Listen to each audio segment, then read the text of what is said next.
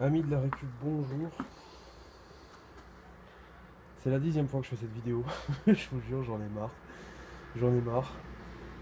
J'en ai fait une de 8 minutes, mais bizarrement, bah, elle a planté. Et je ne sais pas pourquoi. Pardon, Rototo. Alors aujourd'hui, vidéo particulier, chill, posé, enfin appelez ça comme vous voulez. En fait, je reviens de la déchette, j'ai récupéré un objet jaune par Ricard, mes Karcher, et on va voir tout simplement ben, s'il fonctionne hein, pour la 10e fois d'affilée. Alors, je vous explique pourquoi je l'ai récupéré. En général, le problème des Karcher, quand vous les récupérez, c'est que il n'y a pas les embouts avec. Là, il y a les embouts, les fixations des embouts, il y a l'embout de l'arrosoir, donc pour le tuyau d'arrosage qui fait 0,25 ou 0,40 mm, ça dépend du diamètre, mais en général c'est plus ou moins ça. Et vous avez évidemment le pistolet qui va avec. Je l'ai déjà branché, voilà, donc on n'aura plus qu'à le démarrer. Par contre, il est assez petit ce Karcher, c'est un 2,38. Voilà, donc par rapport à la chaise, je vais vous montrer, il est vraiment petit, moi je trouve. J'en ai vu des beaucoup plus gros. Voilà, il est assez petit. Alors, quand vous faites les déchettes, tout ce que vous voulez, vous la récup en général, vous devenez un peu ethnologue, presque Hercule Poirot.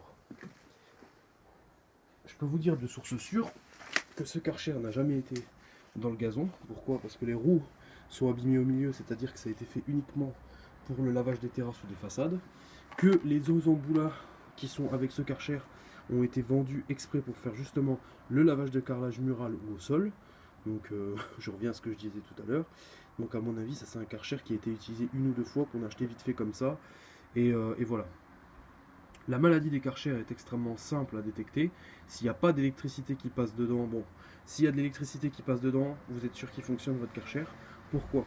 Parce qu'en général, il y a deux soucis qui se font. Le premier, un problème d'évacuation d'air qui se fait parce qu'il souffle énormément, mais quand ça souffle, c'est relié au premier problème qui est la maladie, entre parenthèses, des Karcher, c'est le calcaire. C'est-à-dire que les gens, ils vont utiliser leur Karcher, ils vont pas nettoyer les tubes, ils vont pas les faire sécher, ils vont dire nique, je le débranche, le tuyau, je vide le truc, et puis hop, je le fous dans le placard. Sauf qu'en fait, en faisant ça, l'eau sèche à l'intérieur, et le calcaire se bloque en fait dedans. Et résultat, vous perdez de la puissance d'eau, et ça se peut même que votre pompe à l'intérieur, donc la pompe à eau qui est située juste tout près du compresseur, et ben en fait, si vous voulez, elle pète. Voilà, elle se met à péter, ou elle fonctionne plus, ou elle est noyée, puis votre truc est foutu en fait. C'est un peu la maladie des Karcher. Donc en général, si vous savez que votre Karcher s'allume, c'est que fatalement il y aura un problème d'évacuation d'eau. Et pour le nettoyer, c'est extrêmement simple. Je vais vous expliquer. Il suffit tout simplement de le brancher à un tuyau d'arrosage, donc l'embout là. Vous le branchez à un tuyau d'arrosage. Vous essayez de faire passer le plus d'eau possible et à un moment vous bloquez l'eau. Dans le tuyau d'arrosage vous mettez de l'eau brûlante avec du vinaigre et vous le refaites tourner et là il y a tout la merde, le calcaire et tout qui va sortir par petits morceaux.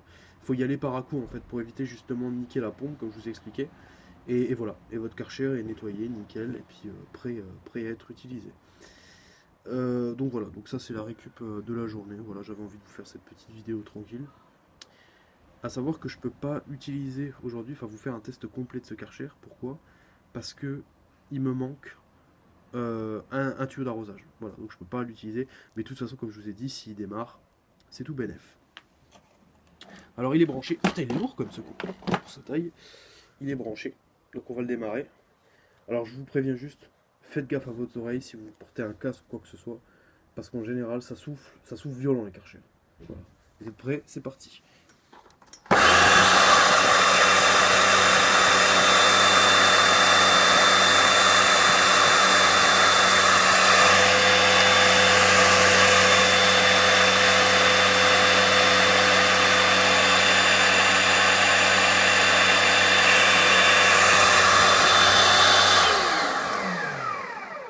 Donc c'est bien ce que je disais, il a bien la maladie des Karcher. Le tube doit être blindé de calcaire, donc résultat, bah, il déconne. Voilà, faudra juste le nettoyer, puis il est propre. Il fonctionne, hein. Pour moi il fonctionne. Au bruit, à mon avis, il fonctionne à la perfection. Il faut juste nettoyer les tuyaux et le tester, quoi. Mais là, il y avait encore un peu d'eau dedans, donc à mon avis, il a servi il n'y a pas longtemps et le mec l'a balancé. Voilà. Donc un Karcher gratuit, ça fait plaisir. À savoir que j'en ai récupéré un autre dans une poubelle. Alors, c'est même pas, C'est même pas de la récup comme une déchette, là c'est une poubelle. C'est celui-ci. C'est un WV50 à vitre. Voilà, et celui-là il fonctionne. Hein. Il y avait le chargeur qui est là, il y avait le chargeur avec, et celui-là il fonctionne. Alors, pourquoi on l'a balancé, je ne sais pas. C'est toujours ça de prix, comme on dit. Voilà, c'était la petite vidéo de la journée avant qu'on se tape une pluie démentielle. Voilà, ce temps c'est horrible.